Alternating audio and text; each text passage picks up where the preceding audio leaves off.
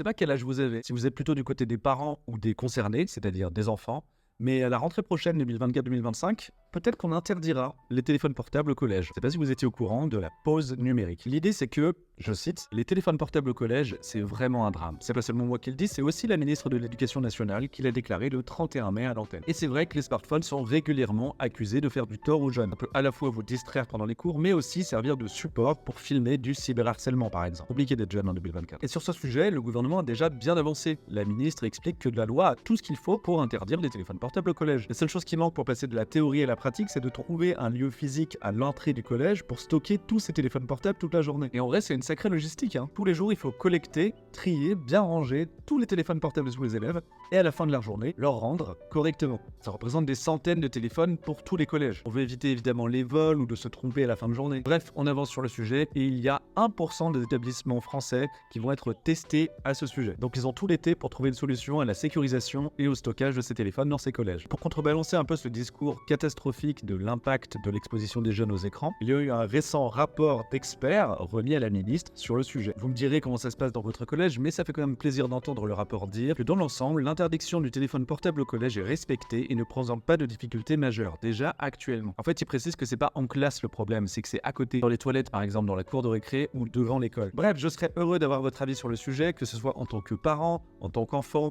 ou juste vous. Vous me connaissez, tout aussi enthousiaste que je suis sur ces technologies-là, je suis pour une pause numérique complète quand on est à l'école. Je trouve ça hyper intéressant. N'hésitez pas à dire ce que vous en pensez en commentaire et puis abonnez-vous évidemment. Plus d'histoire et d'actualité autour du monde moderne qui bouge à 1000 à l'heure. Alors, ça s'abonne là.